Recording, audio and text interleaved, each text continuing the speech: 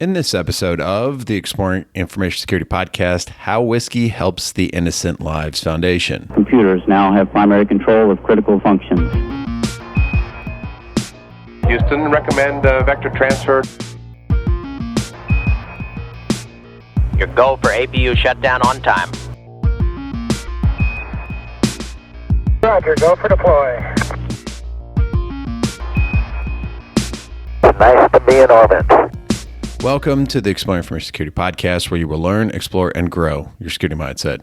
I am your host, Timothy D. Block, and in this episode, we will be exploring how whiskey helps the ILF. With me to do that is Shane and John McCombs of the ILF, and also Josh Huff and Rev3Dood, both volunteers for the ILF.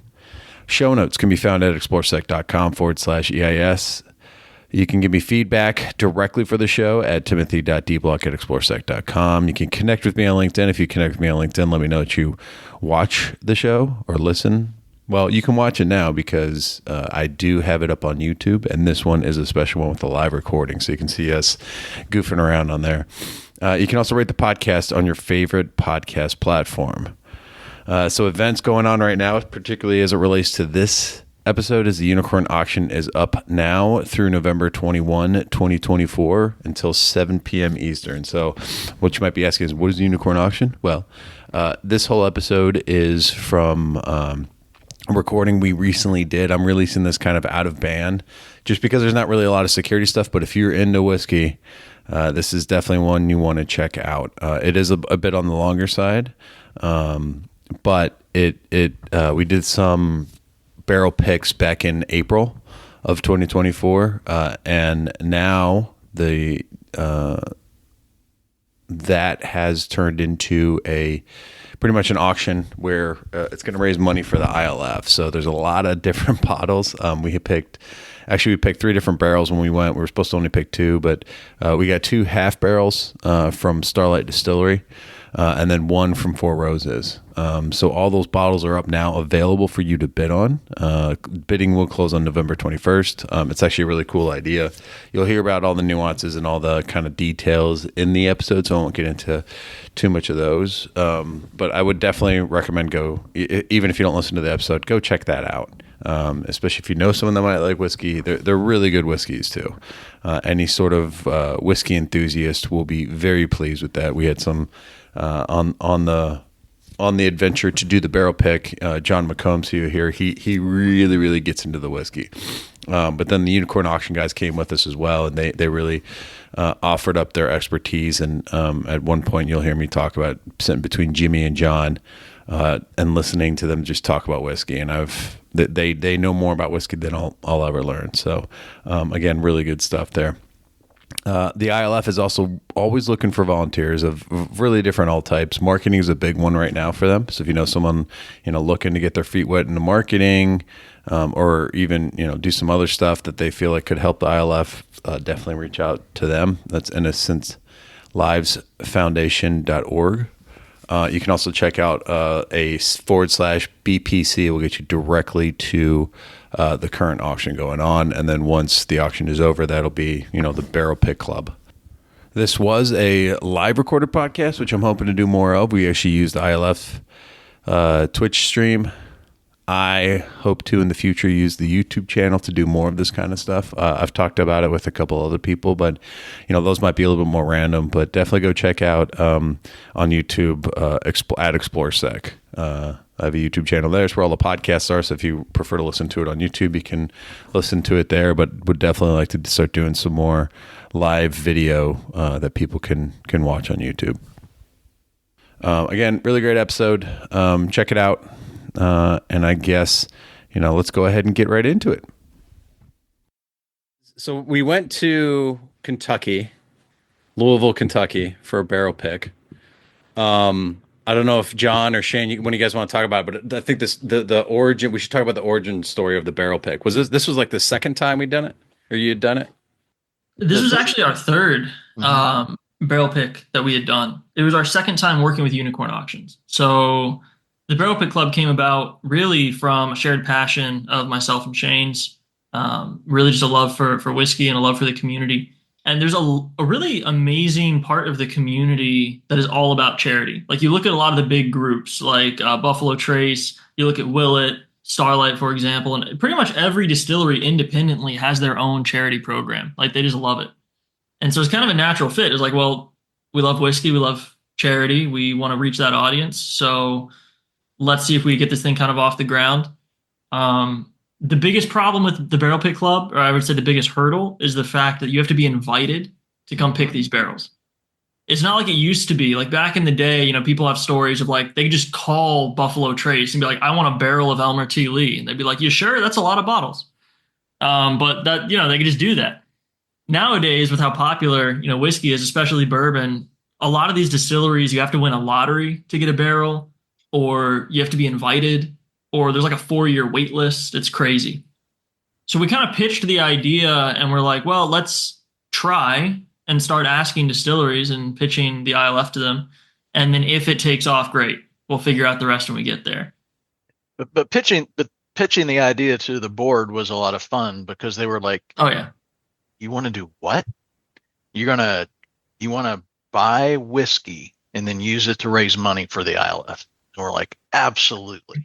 And they just kind of went, okay, explain this because we're not wrapping our head around it. So we went through, we had the discussion, and then they just was a lot of fun though. I think it's the only board meeting that I got to drink at. I think that helped actually, right? I don't know. I can't speak for them, but I do think it helped. But the bottom line was this: they wanted to be sure that whatever it was that we put our name on has to be top shelf. It has to be something really good. It also has to be unique. You should not just be able to walk into any store and pick this off the shelf. Yeah, which is actually a great reminder because when we started this, we were in conversation with another distillery. And I'm not going to name who they are because I love their products. I don't mean any disrespect by saying this. But when we pitched it to our founder, Chris, he was like, I have no idea who that is. And if I don't know what it is and I drink whiskey, then why are we going to work with them? It needs to be easily recognizable, right? That was kind of the other deal. So anyways, I didn't mean to interject, but no, you're good because that was the third rule. It had to be something that everybody knew.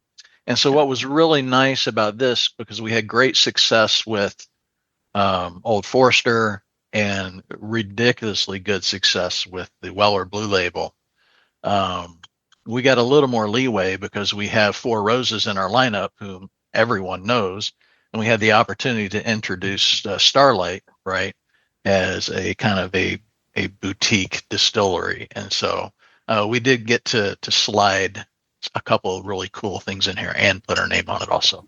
So who found the Starlight Distillery? Like who knew about that, or did you guys just look them up?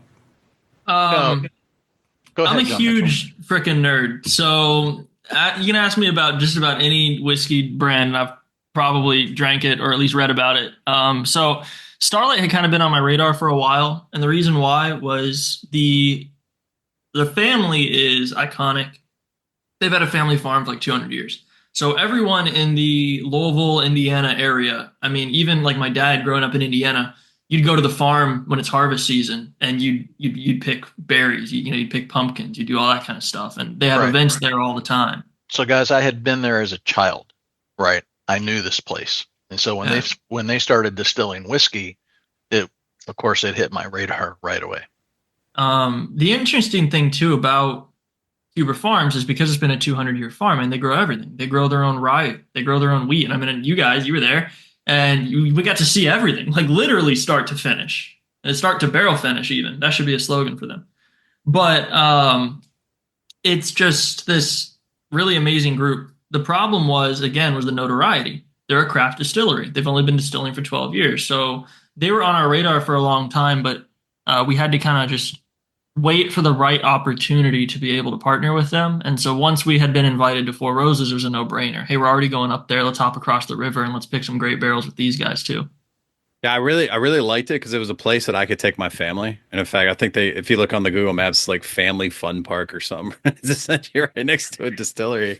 And I think when we were leaving, because we went early, but they were like setting up like music and had a bunch of families there, and it looked like a really, really great spot to just go hang out for like an afternoon. And they even had the, I don't know if you remember seeing this drive by. We were in the Rick House, but they had like that train with all the kids on it, and they took they drove around this like train around the farm, to show them all the plants and vineyards and everything. Yeah, we even got to go on the what was it, the buggies? I don't know what they're called, the whatever. They're not golf carts. ATV thing. Golf TV carts on thingies. steroids. Yeah, I mean, yeah, it felt like 6 people, and like my favorite part was definitely going down that hill. He's like, "Yeah, put your hands up. We're going down the hill." I was like, "What? Oh, we're going." It was also so cold. Yeah, it was cold. Yeah, that was the only. That was yeah. Yeah, but they gave us plenty of whiskey too. That's the other thing I liked about the distillery was like I don't know, there was a 16, 17 different and they that was 17 barrels. That wasn't even scratching the surface of how many. They're like, all right, where do you want to start? We're like, analysis paralysis. Well, and that's what I love about them too, and that's what I always tell people. Like, if you are not a fan of Starlight Distillery, you just haven't visited Starlight Distillery. Because it's such an incredible experience. It's all family oriented. I mean, even we were there, the owners and the owner's family, they just stroll through and, everyone just be like, oh, hey, Carl, how's it going? Just super down to earth. And it is still small enough that you have that experience. You have the problem of having 500 barrels to choose from instead of the opposite problem that most distilleries give you, which is here's 5 or 3, right? So it was, such a special place. I really love it. Yeah, no, I really appreciate. I actually felt bad because I was not feeling well, and it's not because I couldn't hold my liquor, because there was a lot of whiskey the day before, including John's whole tour through, he had it set up in very specific orders, and I felt bad because I think I got food poisoning on top of that night before, and then the next day. And so I was not I really was disappointed. That's why I want to go back up there though, is because I think it was such a great atmosphere. It was, I mean, it's like you said, it's near Louisville and it's just right across the river. So it was like a 30-minute drive. Yeah. I will say there were a couple times in the van where my whole focus was not puking. I was like, I don't want it. That's how bad it was. Yeah. I mean, what was that? A 15-passenger van in the back roads of Indiana? Yeah. With Aisha Tyler in it. I was like, I'm not puking in this van. Don't puke in front of Aisha. Yeah, he didn't care about us, but no, in front of her. No. Chris has probably seen me puke before. Not really, but the other one was Four Roses, and as much as we're talking about Starlight Distillery, Four Roses was just as phenomenal in my opinion. And like you were mentioning, John, it's like 3 or 4. They gave us 10.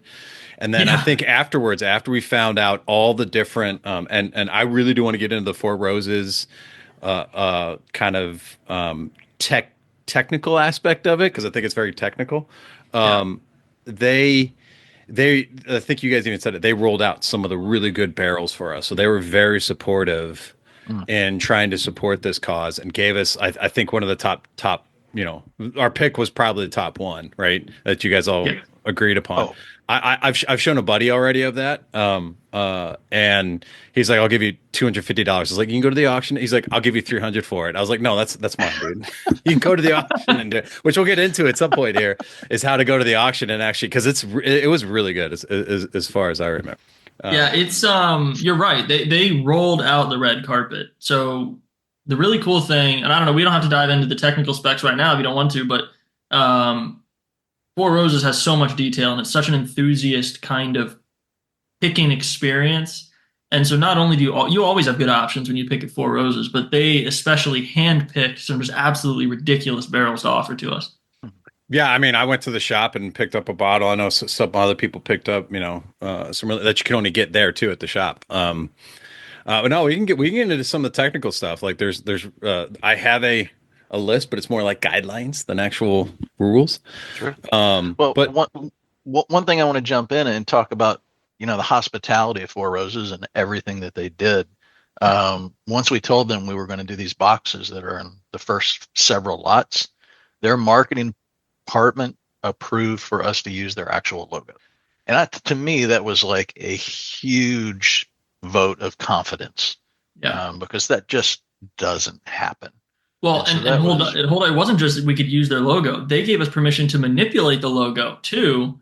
Mm-hmm. Like if you look at the side panel on that box, lot number 1, it's their logo, that Cardell, who he's our graphic designer here, he kind of manipulated and blew up and arranged into this incredible pattern. So, which they also approved, which was so cool. Yeah, I'm actually trying to share my screen now. Where's the share button here? Shout out to Cardell, by the way, for driving us all weekend. Oh my God. Man. Now you can share, note, Tim. Tim. I had you locked down. Yeah, security always getting in the way. Yeah. So yeah, no, that's a really awesome. Are you talking about this side panel right here? Yeah. Yeah. That is really, really nice. That's cool too that you guys got to use their logo and everything as part of the box. So does each bottle come with a separate box then? No, they're very, very exclusive. I think if every one of these 339 lots came with a box, Shane would be dead. Yes. And if not from me, my wife would have killed me. Yeah. So. He handmade all of them. So each one's different too, huh? Yeah. So the designs were a collaborative effort between myself and Cardell. And then Shane built them. I mean, by hand. He has a laser engraver. Okay. We laid everything out. This is all. I mean, you can talk about it, Dad. You're the one that did it. No, you're doing great. It's just those boxes are solid cherry. The wood itself is just amazing. It's finished in a beeswax finish. Because of course it is. Because of course it is. Yeah, exactly. And it's just it was just a lot of fun. I'd never tackled anything like that before, and I was just so thrilled. The wrapping of the design. If you see the tree wraps around the side there, that was a challenge. There were some technical things that were a real challenge, but it was a lot of fun. Yeah, so if you want the collector's box that comes with the coaster, the Glencairns, and everything, it's only lot number 1. So I'm really curious to see what those hammer for. If it gets a lift, yeah. I can't wait to see it. Oh, I'm gonna probably right at 7 start the bidding. So, well, if you go back and you take a look, also when you look at the combined logo there, see on the leather coaster. Mm-hmm. Yep. So we were able to collaborate on a logo with Unicorn. So again, extreme kindness, right, by everybody, all the partners involved in this, and allowing flexibility and us having some fun to be able to do some things that are really unique. But no, Four Roses was just it's hard to explain how generous they were with the barrel options they gave us without kind of backtracking a little bit and talking about the specs a bit. So Four Roses is very unique. They have 2 different recipes or mash bills, right? They have a low rye content and a high rye content, both bourbons. So there's 2 different recipes, but they have 5 yeast strains. And for anyone who's in the alcohol universe, yeast is everything. Yeast is the only thing that makes alcohol possible. It's the driving force behind every form of alcohol in the world. So it's so important. So it's not just like, oh yeah, it changes it a little bit. No, like it changes each and every thing it touches dramatically. So between those 5 yeast strains and those 2 recipes, you have 10 different potential products. And now they actually just unveiled 2 more mash bills. So they just bumped that up to 20, but we won't have the privilege of tasting those for another couple of years. But from those 10, there's so much diversity. You can be a bourbon collector and only collect Four Roses and have a fully fleshed out collection. Like, it's crazy. I know a guy who's got about 300 bottles of different Four Roses picks. It's just nuts. Wow. But no 2 taste the same. Well, and are they all open or? Pretty much. Yeah, actually, you'll get to see. So his name is Steve Berman, and he was actually with us on both the Old Forester and the Weller barrel picks. We invited him to Starlight. He's the one that introduced us to to Andrew, the head of their barrel picking program at Starlight, and got us kind of in the door. But Steve is a huge Four Roses nerd, and we're actually going to be going live on his Instagram next week and talking about the pick. But his whole wall behind him is just Roses bottles. Oh, that's awesome. Well, and you can get it. Oh, go ahead. No, go ahead. I was just going to say, you can get into some of the different too. There's like you're talking about all the different mash, but then there's the different tiers, right? And how they're stacked within I guess the different warehouses and where the warehouse is located as well too. Like they've got it down to like a science, which I love, being a big baseball golf nerd, where you get into some of the minor details about the statistical things and what they're really doing with a lot of it. And like you said, there's no single Four Roses that taste the same. Well, I tell you what, why don't you share your screen and bring up one of the bottles, and we'll just read the label and kind of explain what everything means. Because what's so interesting, bourbon has exploded, which is great, but it also has some of its negatives. And one of those negatives is secrecy. All of a sudden, you have all these brands popping up that you've never heard of. They've only existed for a year and a half and somehow have a 10-year-old product on the market. How does that work? Yeah, how does that work? Huh. Yeah. Yeah, you wonder, they're all buying from the same people. But it's hard because they want the reputation. They want to seem like an established brand because that's what sells bottles, but they're not. And so there's all these weird legal loopholes that they jump through. And so what I love about Four Roses is they're the exact opposite. They are so hyper specific. They tell you everything right on the label of every bottle that you hold. So if you pull up one of the Four Roses. So I'm very confused. Like that's what I was trying to find is it one of these? Yeah. Hey guys, OBS. just so you know, we got a technical glitch. We are not seeing Tim's. Yeah, when he shares it, it's not. It's a Streamlabs thing on my end. I'm trying to work through it. Yep. Okay. All right. Well, Gotcha. we'll talk through it, I guess, as best we can. I'll keep it shared so you can get. Yeah, so if you blow up that image, you'll see right on the label, right on the bottom there. So first of all, of course, you got the proof. It's an incredible 62.1% alcohol, right?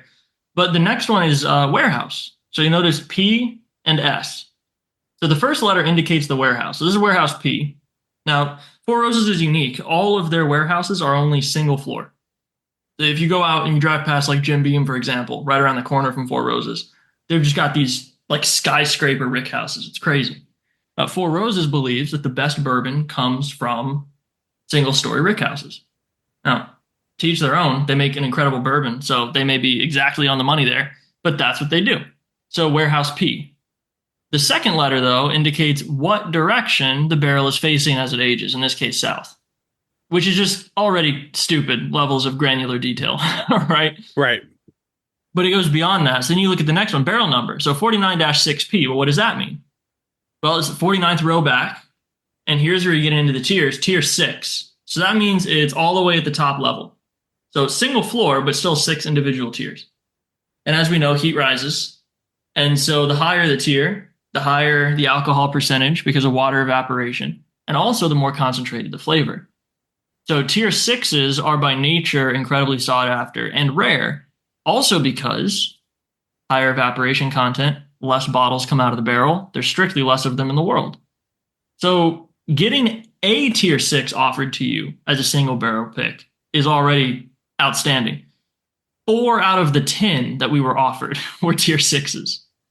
And then you get the P again. So that indicates letter of the alphabet, A, B, C, D, which number in that row that barrel came from. But even that level of detail is not enough for Four Roses, because if you continue to click through the picture, you get to the side label, which has even more information on it. Of course, we have our Barrel Pick Club logo there, but as well as the age down to the month. So it's 10-year, 4-month, which is also exceptionally rare. Their single barrel picks start at 8, and the vast majority of them on the market are 8 or 9. Getting a double-digit age statement on a Four Roses barrel is pretty unusual. And especially, 10-year, 4-month is great. And then, of course, the OBSO. That's the recipe we picked, which is a high rye with the O nickname yeast strain. So it's just so cool. You get all of this granular detail that really allows you just to geek out over all the little nuances. And then there's the disclaimer. And then, I guess they're doing the medals. You get a medal based on the whatever number bottle you get, right? That is correct. One of the cool things about if you're a collector for this level of granularity, because they all taste different. So if you find a bottle that you're like, holy crap, that one is amazing, then you can go and you can chase it right back down to that same barrel. But also, you can also chase it down to a barrel right next to it, a sister barrel.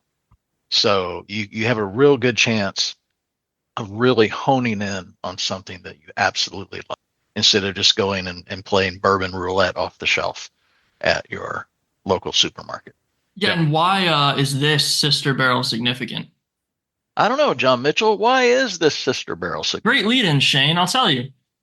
So back earlier this year, the master distiller Brent Elliott of Four Roses, who's kind of his own a celebrity in his own right, he hosted a private dinner event. So you had to enter a lottery to win. There's only 10 winners, and if you won, it was $1,000 ticket. So you got the privilege of paying $1,000 to, which I would do in a heartbeat, because you got was you got invited to Four Roses to have a private dinner. Then Brent Elliott led you on a tour behind the scenes of the distillery. And then you got to sit down with Brent and do a tasting of different Four Roses products. And he let you try something out of his very own personally selected barrel. And you got sent home with a bottle from that barrel. And it just so happens, there's a great guy out in the community who keeps a spreadsheet of every Four Roses barrel that's ever left their warehouse. It's the most extensive thing on planet Earth. It's insane. So we text him over the barrel ID that we picked, and he was all excited. He goes, "Holy crap, do you guys realize what barrel you just picked?" And I was like, No, we don't. Turns out this is one of these sister barrels. It was 2 barrels off of the barrel that Brent selected for that private dinner. So the community is really, really excited about this too, because if you're a Four Roses collector, you're never going to get your hands on one of those 10 bottles. Anybody who has one of those is never letting it leave their possession. But you could get this, and you have the added bonus of all the money going to charity. Oh, that's really cool. And that's what I'm talking about, is that you can track, like I've never heard of being able to track down sister barrels and knowing, hey, you're like 2 barrels away from this other barrel. So these go ahead. I'm really glad that got repeated, because John was cool enough to share all that info with me during the tasting. But it was during the tasting, so I'm sure a lot of it was like, this is awesome and fun and yay. But that is so cool. Like, I was learning so many random things and likely forgetting a few of them. So thank you again. Yeah, I was sitting between him and Jimmy at breakfast. And they were just going, and I was just like, I'm sorry. I just got glassy eyed, because I'm just like trying to sponge up. Like, that's what I was saying. Like, I like technical stuff like that. I like that's why I have the podcast, is I like learning new things. And I just like, I've been into craft beer. I got into whiskey, probably thanks to Chris. I worked the social engineering village. We had one of the parties, and they had like a whiskey thing. Shane was there, and they had like a whiskey thing after the fact. And that's what really got me into like whiskey and just the nuance of it all. And then like, I'm finding out while I'm sitting between John and Jimmy that there's like a whole nother level, and they're also talking about, it's like kids on Christmas too. They're trying to figure out, like, what are we gonna get? Like, I'm so excited to be going here, and I'm like, I have no idea, but it sounds really cool to be doing this. So yeah, your brain is in for like just getting mashed all to pieces when you sit in between those guys. I've been there too, and I've just learned to kind of like pull myself away and kind of listen on the side. I love this stuff too, but I am nowhere near the level of those guys. Well, and I don't know too many people that are, to be honest. I don't even deserve to be lumped in with Jimmy. He's in a class of his own. He's that guy knows just about everything there is to know about bottles. And so you think about, so he's the head of spirits at Unicorn. And you got to think, on Unicorn, they're doing thousands and thousands of bottles a month. And he's basically, his job title is being expected to know about everything that comes through that door. So it's unbelievable, just his knowledge base. So between him and AJ, both of them are certified sommeliers, by the way. And AJ being the owner of Unicorn, to have both of them there lending us their palate is just incredibly privileged to have them on our picking team.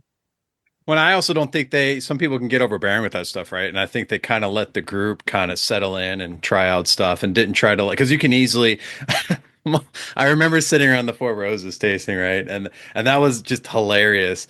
Probably one of my, and I want to get into favorite moments from you guys too, but one of my favorite moments is you guys going, wait, Chris is by himself again with this barrel picks, because apparently in the previous ones he's gotten the same one. But then didn't he say something like, this tastes like floor cleaner or something like that? Pine Sol. Pine Sol. Yeah, it's got like a Pine Sol. We're like, what are you tasting? Like, I'm already at a stretch. Like, I get, like, when we're talking earthy and dirt, it's like, I don't necessarily, I can't, I can taste the caramel and, other, spices and, whatever, apricots, pears, whatever. But like dirt, pine sol, like I can't. I understand the pine flavor too, being a craft beer person. But like that was one of my favorite moments. Is like, what are you getting out of this? I'm sitting over here drawing. Like I said, I was drawing stick figures. I'm like, do I like this or not? Right? And is this a yay or is this a sad face? That's awesome. I think the best tasting advice I ever got was stop trying to pick out like notes of like what specifically this tastes like, and just ask yourself, what does this remind me of? And then you kind of let your brain like paint the picture, like bring back a memory or bring back a scene in your head, and then it'll be much easier to identify what it is that you're tasting or smelling. And I found that to be very effective because like one of my favorite bottles of scotch is Lafroig. Now, Lafroig is very polarizing because it's heavy, heavy peat, right? And people don't understand that when I like Lafroig. I have a bottle of it in the other room right now. I understand it. I don't like it. Everyone's shaking their heads now. I genuinely like it, but if I'm going to be honest with you, what image it evokes in my head is sitting around a campfire eating fish off of a tire. Like that's where I'm at when I'm drinking Lafroig. I love the stuff. But, so it's like no descriptor is good or bad. Just what does it remind you of, right? Eating fish off a tire. Yeah.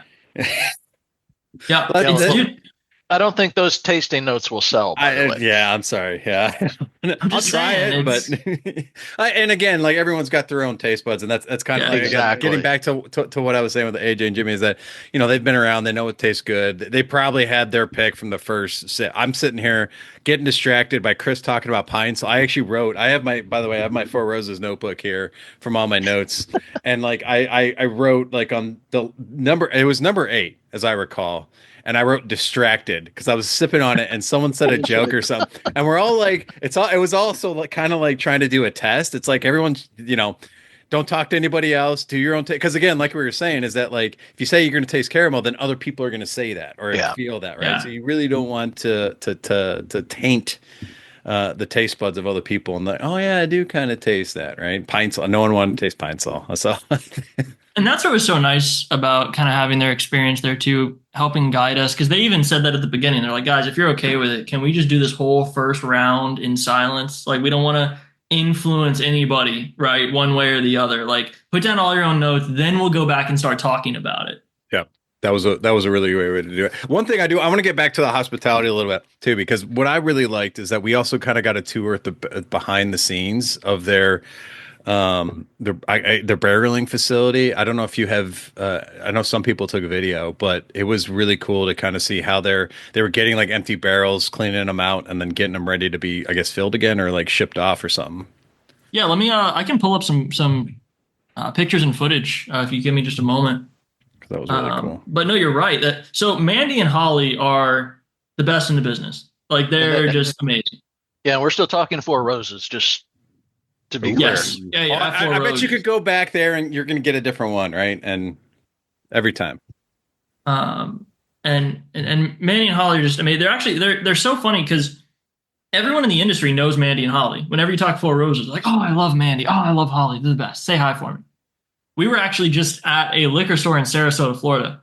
Yes. Talking to a gentleman. Right. And I told him we got a Four Roses coming to auction soon. He goes, oh, that's great. Yeah, I love Mandy and Holly. Like it's so. Like, I was like, yeah, you get it, right? Yeah, they absolutely like took care of us, but then they were also entertaining. They crack jokes, they pick on people a little, not really bad, but like they were really good about all that stuff. Yeah. And very patient too. I mean, our group sometimes can be like herding cats. More often than not, really. It's exactly like herding cats. Yeah. Yep. But they were so gracious. Yeah. No, yeah. Here, let me pull up. I found what you're talking about, kind of this bottling, and bring up this image here. I bet the stuff you're bringing up, I was standing in the middle of it at one point, just kind of taking a video going around myself, and I felt like I was in the inner workings of like Donkey Kong getting like barrels launched around. It was so awesome. All the mechanics and there's just so much going on. It's amazing. Yeah, like check this, right? Just all the machinery, the barrel stamping machine. It's very loud in there too. Oh yeah, that's why I muted that video. Otherwise, it's just ridiculous. Yeah. They also had a smell in there. I mean, anywhere we went, it was like just a smell of whiskey, just constant. Well, especially when you walk into a So rick cool. house and it just hits you in the face, man. All that just, oh, it's so amazing. Yeah, Just kicking the empties. Yeah. Yeah, I think we were talking about like contact highs already. We hadn't even started drinking. We're like, a little buzzed already. Oh, it's so great. Yep. No, that was cool. Again, I like seeing that kind of stuff behind the scenes because how do you get whiskey into a and how do you do it at mass, scale? And then their whole, like we've talked about, they have to have a really good inventory on these barrels to be able to bottle them and then take them from the barrel, bottle them, get the bottles right, because if you get the wrong bottle, I'm sure some people will notice. Oh, absolutely.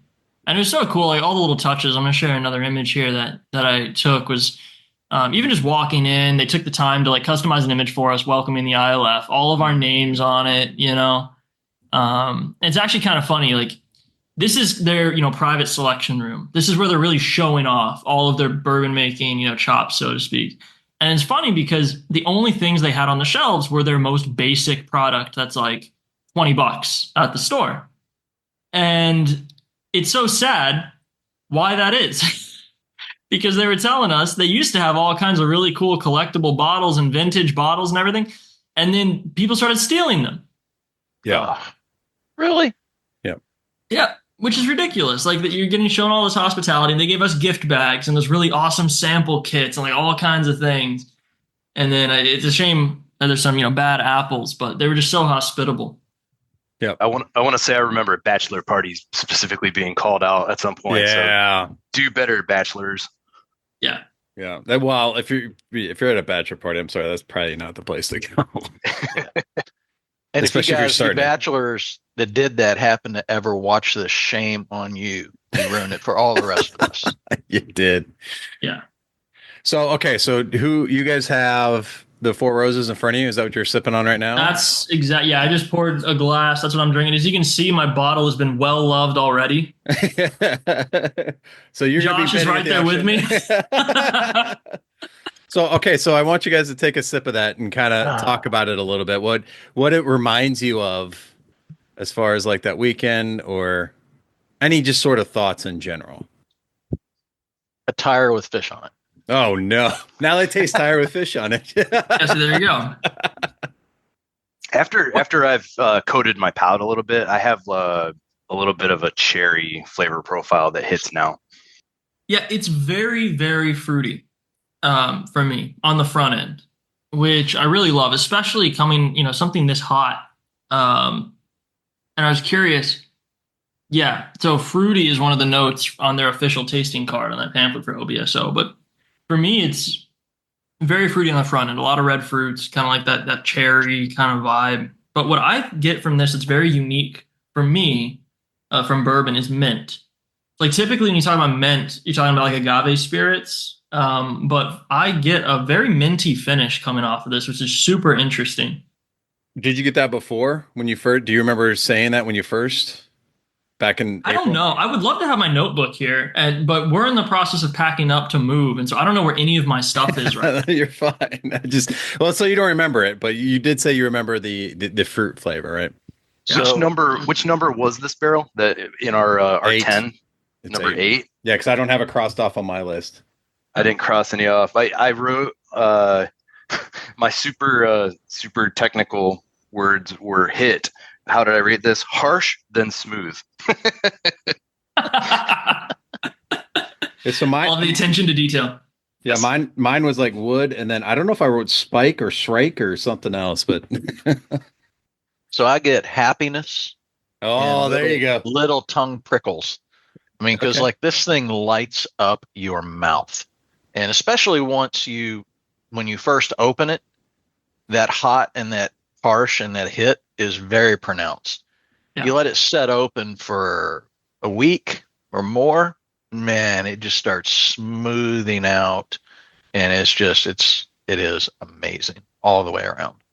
I mean, the body on it, it's very, very intense. The one thing that I really like though about revisiting it, especially on the nose, is you can really get that rye note coming through. But that spiciness is very much there, but even a little bit, if you really focus on the nose towards like the middle, you can get that rye like dill. Like there's a lot of kind of vegetal notes coming from the rye coming through, but then the palate is just a bourbon beast. It's so good. Again, I'm really simple when it comes to the tasting notes. I usually start with like it or don't like it, and then move on, right? Because depending on my mood or anything else, I don't consistently taste the same things. So for me, it's a lot more about a feeling. Does this make me happy? Does it bring me joy? Does it make me sad? And then for whatever reason, I have a tendency to think about taste in objects. It's sharp, it's round, it's pointy, and don't ask me why, but that's just the way my head works. So usually my tasting notes help absolutely ever. Shane has the Marie Kondo method of bourbon tasting. Does it spark joy? Does it spark joy? Yeah. Yes, it does. Tim, you're muted. This is not the Four Roses, but these are also available in the unicorn auction. So. Oh, you've still got one. Yeah. No. Get into that. This thing is a monster. Yeah. This is the one I got from West Virginia. Thank you, Shane. Yes, sir. So is this part of welcome? Is this part of the unicorn batch that they've got going? Yeah, They are. the last couple pages. Yeah. So they've got more than just what we picked then, because I see the Willet here, there too, and okay. Yeah, so here's what happened. Our first ever barrel pick was with Old Forester, and we did that a different way. We sold that through a retail establishment. And they were extremely gracious, inviting us. This was our first barrel. They really helped us through the whole process. And the unfortunate thing was a little thing called Hurricane Ian. So if you remember Hurricane Ian, about 2 years ago, devastated Charlotte County, Florida, which is where myself and Shane and Cardell and everyone lives. And Orlando, where Chris is at, also got flooding. So this is our first time ever bringing a barrel to auction. It was, or not even auction, it was going for sale. So it was going on their online website for sale. And all of a sudden, none of us had internet. People are calling us, whatever. We can't take phone calls because we have no cell service. All of our friends in the area who are really excited, well, guess what? They now have $30,000 of damage to their house. Nobody's buying bourbon right now. Right. So it was a really amazing bottle that unfortunately not enough people got to taste. And so we had a little bit of excess inventory still from that initial release. And we talked to Unicorn, and even though it wasn't their selection, they were like, absolutely, send them up. So they came to pick them up from us on a trip down to Florida. And we've got the remaining 50. So the last 50 that are ever hitting the market are up in this auction that you can get as well.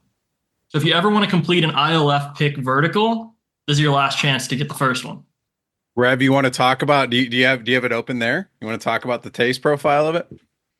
My notes are probably on par with Josh's, and I have to write a term paper after this, so I'm not going to do it just yet. Sometimes I can help. Why aren't you using It'll be the best term paper ever. It's ChatGPT. You just got to edit it with your whiskey. Yeah. Tell me about this paper, because it's not matching your others, sir. Yeah, exactly. What's this brown spot on the paper? How did you slur your typing? That's great. Shane, I'm with you though. I will. Here's some of my notes, by the way. Oh yes. I'm not even kidding here. I can show. Really like. Of course, none of these got picked, by the way. Yum. What else? Double yes. I did a double yes, and I also had yes. I also had like the notes, and then I started doing like plus and minuses next to it, because we what we did was we took it from 10 down to like half of them, or like that eliminated like 7 of them, got down to 3, and then we all did a retasting of the 3 to try and figure out the one that we wanted. Yeah, I think we discussed it down to 5, and then we put 3 of them on a whiteboard and really got into it. Like, we got super like college professor-y on it. Like. Yeah. And then we got it down to the 2, and then we did the last 2 blind. Yeah. Yeah, because everybody was divided on the last one, so they reset everything, did the 2 blind, and then it was 100% unanimous, except for one person who's not here to defend himself, who always ends up standing alone by himself, and I shall not name Chris Hadnaggy. Chris. It's all Chris. Yeah. Well, you know what's really interesting too, though, is there's a very good explanation for that. Yeah.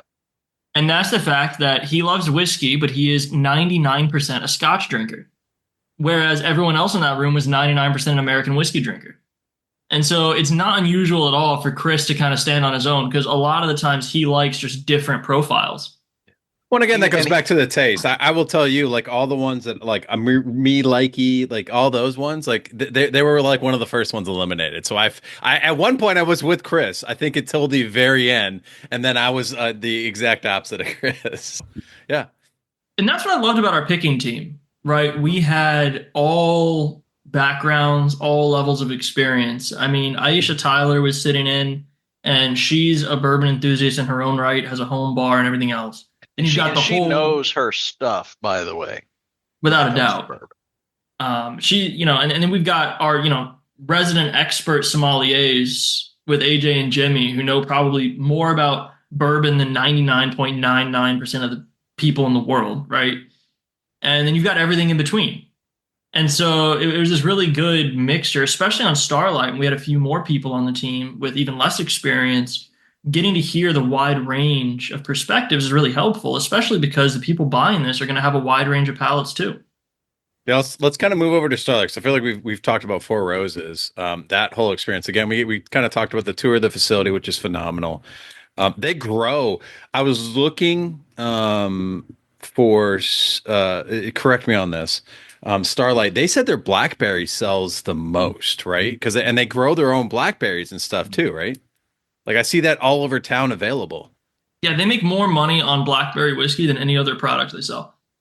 Right. But they also, like, when we went into the shop that they had, there was just a tremendous amount of stuff they had. They were doing their own honey, which is the honey, also is the honey barrel that we usually pick. But then I want you to talk about this for a little bit, is which is a sign Mizunuri. No, I'm not saying that right. What is that? And the Mizunara. Okay. All right. So Mizunara is, and I'm gonna make a statement that sounds really weird, but it's 100% true. It is the bad boy of wood. All right. So Mizunara is just crazy. It's a beast, and the reason why I say that, it's a Japanese oak. So the problem with it is that it's incredibly overbearingly strong in its flavor note that it imparts. I mean, you want to talk about pine sol? It's so aggressively piney and woody, it's kind of insane, right? So if you're not careful with Mizunara finishes, it'll just destroy the rest of the product, because all you're going to taste now is Mizunara. So you have to do it very carefully. The other thing with that is it's incredibly leaky. So the wood is super porous. So it's not uncommon for you to lose quite a bit of your whiskey while it's aging in the barrel. And to add on to that, to make it even more difficult to work with, it's incredibly brittle. So these staves, they're bent wood, right? It is so hard to bend a stave of Mizunara without it snapping in half. So you add all these things together, and then you add on the fact that it takes sometimes 15 times as long to grow to maturity as American oak, and it's difficult to work with. No one wants to touch this stuff, which is understandable, because it's so expensive. So to put in perspective, and this was shared with us from Andrew, a typical American oak barrel, if you're a distillery, your price is going to be between like $300 and $700, depending on the quality, the cooperage, whatever. They shelled out $5,200 a barrel on these Mizunara barrels, which was going to be an experiment because they don't even know if it's going to work. And 2 of those went bust because they leaked out onto the floor. So it's such a crazy kind of thing to tackle from a whiskey distillery perspective that you don't really see many doing it. You see like Chichibu in Japan are kind of the masters at it, but a couple like Glendalough from Ireland is doing some cool stuff with it. But in American whiskey, it is very unknown. So to see Starlight come out with an incredibly well-balanced, and especially for this being their first ever allocated product to market, it was super ambitious and just a crazy cool bottle. And it's dang good. Yeah. So they good. nailed it first time out. In which they donated too, if I recall. Like they just said, take the bottle. Yeah, so you want to talk about hospitality, right? So we were getting ready to leave, and Andrew was like, "Hey, are you guys going to accept bottle donations for this thing?" I'm like, "Yeah, if anyone wants to." And he runs over to the shelf and grabs one of these, the most expensive bottle in their store, and goes, "Take it." Yeah. Yeah. That's like yeah. Very, very, very well taken care of. Another favorite moment of mine too was the christening of the barrels, where he's like, "Oh yeah, just fill it, and then if you take a taste," because he said we're going through a lot of barrels. You don't want to necessarily do a full pour of each one. 5, 6 in, it's not gonna be good. And he let us just toss whiskey. Yes, I love that, right? Because if somebody gives you something, you have this internal obligation to fulfill it. We use that in social engineering all the time as a weapon, right? Yeah. So he's like, taste it enough to know what you don't like about it. And if it's not something you think you're going to buy, just pour it out on an existing barrel and let's move on. Because at the end of the day, no matter how much fun we're having, this is a business decision. We have to decide what is the best thing for the Innocent Lives Foundation to produce and put our name on. And I liked his process of tell me what you don't like, because usually that jumps to you first, right? And so then he's able to take and then guide us throughout the entire warehousing system so that he can get us to things that we do like. And I loved everything about the way he did that tour. It was amazing. And we went through 17 barrels that day. So, and I love something that you brought up there, Shane, too, is there's a business decision. Mm-hmm. And so one of the things that was said that day a couple of times was, we're talking about all these incredible barrels. Like the Old Forester, for example, came from Campbell Brown's private stock, which if we get to the Old Forester, we'll talk about that a little more. But this Four Roses is incredibly special, and these Starlights are incredibly special. And so everything that we've done as the ILF that we put our name on in terms of our barrel pick club is incredibly high-end and unique. So the phrase that we've kind of fallen back to, though, is we're also trying to save kids. Like, this is a very serious mission. So it's our moral obligation to pick a barrel that will sell well. So kind of the motto for the Barrel Picking Club is like, what will sell well, what will support the mission the best without selling out. And that was kind of a really important thing for us to continue to go back to. Is it would have been incredibly easy for me or for Jimmy or whomever to walk in there, look at a spreadsheet of all the barrels they have, and I can cross-reference it and go, this one's going to make us the most money, right, without even tasting it. Right. But the goal was to get something that is really incredible and will raise a lot of money for kids. And when you say sell out, you don't mean sell out in the auction. You mean sell out morally. Yeah, sell out, morally, sell out to the community. Because we're approaching a community of very experienced drinkers who want something good. So it's not just about making money, it's about growing a community of supporters. And so what's really funny about that is on the way there in the van, I went to Jimmy and AJ because they were sitting in front of me in this van, right? And so I lean up to them and I say, "Hey guys, so here's the thing." And if you guys remember, we kind of agreed, like, look, if we come down to a really split decision, myself representing the ILF and then Jimmy and AJ representing Unicorn, the three of us will make the swing vote.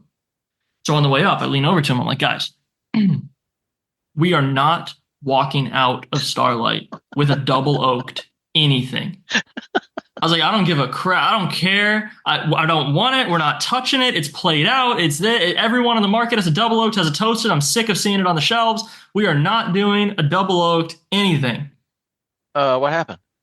It's really, really good. That's what happened. And that was the thing. It was ultimately one of the best things that we tasted all day. So much so that it was barrel number 4. And the entire rest of the day we kept going, but is it better than barrel number 4? Yeah, it was. It was up. I remember exactly where it was too. It was up in the up on top shelf, right near some glass. And yeah, you're absolutely right. Is that what you're drinking right now? No, I'm about to though. I was just finishing off the last of the Four Roses. Let me know when you guys are all finished, and we'll switch over to the double, because I love that. I hadn't heard that, but that is a great story. Is we're not leaving with this, and we left it. That's how it works out too. Yeah, I do remember we got that pretty early, and then the rest of the day, like we even went to a couple different houses and tried a bunch of and again, like to your point, Andrew he knew where everything was. Like he would disappear down like a very dark alley and like was climbing barrels trying to get samples and coming back and like He's coming back with his whiskey thief. With his whiskey, trying to give everybody a taste of stuff. And gentlemen, it is 7:00. The auction is live. Ooh. All right. Well, let's do the double oaked, and then I do want to do like a live demo of me like trying to, and I might have to run away and get my wallet, because I am gonna put it on one of these Old Foresters for sure, but I might put in for some of this other stuff here. Well, why don't you tell the Old Forester story, because I don't think we've ever really publicly told that. About it who picked it and the whole story behind that. So I think we're far enough out now we can let the cat out of the bag a little bit. You want to talk about the Old Forester story? Yeah. About being Campbell Brown's private selection. Yeah. All right. So the last name Brown, you guys may know it because we stayed at their hotel when we did the pick, the Brown Hotel. Brown is bourbon royalty, Louisville royalty. So they own like half the friggin' city, right? Yeah. They're also the owners of Brown Forman, the giant spirits conglomerate. So Brown Forman owns all kinds of brands, including a tiny little brand in Tennessee called Jack Daniels, as well as a ridiculous amount of others. Now, one of the brands in their portfolio is their kind of sweetheart, which is Old Forester. Old Forester was founded by George Gavin Brown, their great-grandfather, in the early 1900s. And in fact, it was the first ever bourbon that was sold in bottles. Like, that's how far back it goes. So they love this brand so much. And so it's where they put a lot of their passion and energy. Well, the president of Old Forester is always the current Brown family representative. In this case, Campbell Brown is the current head of Old Forester. So Campbell Brown, every year as the president, goes into Old Forester and he picks barrels that he's really liking, that are really interesting, that are really unique, that he just loves. And he sets them aside and they become his private stock. Nobody's allowed to touch them. And he'll use them for whatever, for parties, for fun, or just to sell, whatever. But one a year, he goes in and he selects as his president's choice Old Forester for that year. So it's a single barrel, one a year, sold only at the distillery. They're like $150 and some of the best bourbon on the market every year. And if you want to get your hands on one and aren't lucky enough to get pulled in the lottery, you're going to spend about $1,000. So that's the kind of caliber of like bourbon we're talking about from these president's choices. And now this was a really funny moment for me, right? So we're going way back. This was our first barrel we ever did. We start reaching out to distilleries, start talking to the community about it. And I'm telling the board, right, I don't know if we're ever going to get invited to do a barrel. And all of a sudden, I wake up one morning and I'm on an email thread with Campbell Brown, which is the stupidest thing ever. And Campbell is like, hey, I like these guys' mission. And he's emailing the head of their barrel picking team at Old Forester and says, give them whatever they want. Wow. Okay. So we ended up on a Zoom call with the head of their barrel picking program. And she asks me, well, what product do you want from our portfolio? I said, well, if it's up to me, I want an Old Forester single barrel proof. They're incredibly hard to get. You're never going to see them on a store shelf unless the store has just done a barrel pick. And they're unbelievably delicious. And she goes, okay. And I'm like, okay. She goes, yeah. Campbell said, give you whatever you want. You want an Old Forester barrel proof? We can give you an Old Forester barrel proof. She's like, Campbell says to do it. I just do it. I don't ask questions. I said, all right, let's do it. So, Dad, why don't you tell them what happened when we got there? Poor Ian. So we show up and it's all of us. And as we've already commented on, we can be a rather bombastic, hard to control group. And so this was no different. Well, and it's not just Chris Hadnaggy either. This is Chris Roberts there with us, who's a whole nother animal. So, by the way, I just want to call out, when you say Chris Roberts, a lot of people in the security industry know him as Side Dragon. Also the guy that got arrested at the end of a flight because he was messing around. Like he threw on social media, hey, look at this Cat 5 Jack. And then the FBI showed up on the plane. Yeah, imagine taking that energy and trying to mess with the info screens at the Old Forester Distillery tour. Which, by the way, So anyway, so here we are, this motley crew, and the poor tour guide he comes up and he's Who like, was amazing, by the way. I'd like to shout out Ian. Ian is incredible. If anybody has an opportunity to meet him and get a tour by him, he's great. hands down. Not only is he great because he's patient and he put up with us, he also knows his stuff. So he did a phenomenal job. But we show up and he kind of knows what we do, but he's expecting like a bunch of research nerds, kind of, right? And we are, but we're also like off on this whole other like wing of the world, living in our own little universe, and so he's not quite sure what to expect. And then on top of that, one of the first things he tells us is that Campbell may be joining us on the tour for the tasting. Ooh. And so he's got like, so we're like, oh, this could be amazing.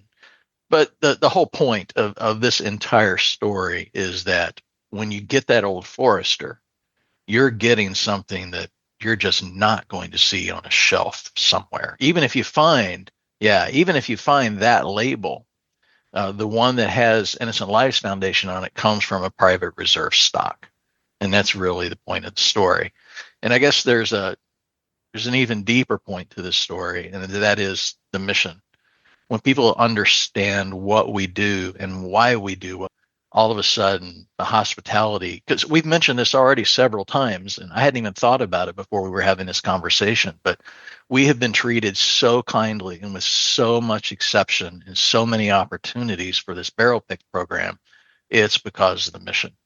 People get it, they know what we're doing, and they want to roll out the red carpet, and it makes our process of doing the picking so much more fun. Are you able to, hopefully I just didn't ruin that really good moment, Shane, right here, but by this question, but are you able to write these off as tax, like, because you're donating to a charity? Oh, that's a great question, John Mitchell. Take it away. The answer is yes. Anything above fair market value. Okay. So you do, I mean, they have this, so I'm looking at the estimates. So above fair market value would be their estimates on there. That's why they have to put the estimates. So it's interesting. So when we did the Weller, they didn't want to put estimates on the Weller because they didn't want to put this idea in people's head of like, this is what it's worth and like cap the potential giving. Because Unicorn's incredible. They're such an amazing partner for us. And I say partner because they really are partners. They, in every sense of the word, they want to see the mission succeed so much. So they completely waive all of their fees when they do an auction for us. So like, I want to like really drill that in. They've done all the work of receiving these bottles, photographing the bottles, storing the bottles, tagging them, organizing it, putting it up on the auction, processing it, shipping it out, collecting payment, all of that. And they make absolutely $0 so that they can pass all of it along to the mission. So they didn't want to hurt that in any way by putting estimates on it. However, legally, they have to establish fair market value. The laws have now changed. The laws have changed. So they had to put estimates on it. So the estimate is whatever a normal, non-charity, single barrel or whatever special version of this bottle goes for. So like that 125 mark is the high end for like the Old Forester, right? So let's say the bidding goes and you get one for $175. That $50 excess of fair market value is a donation. What? Okay. Yeah. All right. Yeah. That's good to know. That's very good to know because I'm sure some people. I think I told you. I don't know if we had gone live already or I was recording, but I have a buddy who I showed it to. Because I'm going to receive a bottle, and he's like, "I'll give you $250." Right? And I just sent him the link, and he's like, "I'm not rich." I was like, "You can do a tax write-off." And you can. You can. He was going to give me that much for the bottle, anyways. I was like, "All right, yeah." So exactly 8 minutes ago, I put a bid in for $150 on lot one, and it's already at $150. There you go. So I don't think I'm going to win that. But it's also going to go. It goes for 2 weeks before the bidding closes, right? 9 days. So next Thursday. Next Thursday. Yeah. Okay. Yeah. It's good to know. Yeah. And the nice thing about their platform, which I'm sure you're familiar with if you use like eBay or other like bidding platforms, you can just put in whatever your maximum is, and it doesn't immediately jump to that maximum. It bids in minimum increments on your behalf until it exceeds your maximum. Gotcha. So you can comfortably go and put in a bunch of different bids of say $100 or $150 or $200 or whatever it is, right? That you're willing to pay. Doesn't mean you're going to pay that. It's just going to keep you as the high bidder until somebody puts a higher max bid.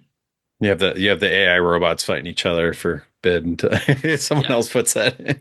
And the nice thing is their platform does not facilitate sniping bids, because if any bid gets placed within the last 2 minutes of the auction, it extends that lot by 2 minutes. Okay. Do you get notified then? Overtime. I like that. Yeah. Do you get like a notification if you've been outbid then? Yep, absolutely. Yeah, you'll get an email, and if you have the app, you'll get a push notification. The app is the only way to go. Yeah, I have the app and I've got the website. We'll go through the website in a minute here, but yeah. They did sell a bottle at auction last month for $87,000. I saw that. I was looking at their website like last week. I was like, dang, they got some really good stuff, some really rare stuff too. So they hold some really cool records. They hold the record for most expensive bottle of bourbon ever sold at an auction. And they also hold the most expensive rye ever sold at an auction. Okay. Yeah, I think even looking at, they have like a Thanksgiving wine thing, and I was like, these prices are ridiculous. Yeah, but it's Petrus, so I don't know what that means. Like I'm just still trying to get figured out with whiskey, man. Like I'm sure you're already are you, John, are you into the wines then too? If it's alcoholic at all, I'm interested in it. Yeah. There you go. I like it. Yeah. All right, let's do the Starlight Double Oak. Is everyone got their glasses empty or glasses full with the next That's Double Oak? what I'm working on right now. Coming right up. All right, let's see what you guys got as far as tasting notes.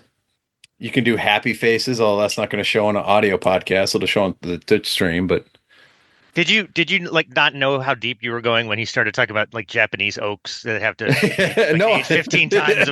Like that's what this. Fair warning, he also does this with Pokemon. It's the most insane thing. And just I can't. My brain doesn't work the way John's does. It's amazing. That's because I have ADHD. There you go. That's the secret sauce. Welcome to the club. Well, here's the other funny thing. Another funny thing I learned about in the van while I was trying not to puke was John loves furniture. Like he has a thing. He talked about this whole thing about furniture and like going to this old lady's house to buy like it was like a $200 coffee table or something. Yeah. My Lane acclaimed coffee table straight out of 1960. Yeah. I love that thing. He loves the retro. It's great. I think it's awesome. So it's I was talking to somebody the other day and they asked me like what I'm into, and I really thought about it for a minute, and the best way I can consolidate all of my interests is I love art. Love art. So whether it's clothing is another one of my passions, like clothing, watches, fine art itself, furniture making, or the art of making alcohol, like anything with an artistic kind of spin to it, just I'm obsessed.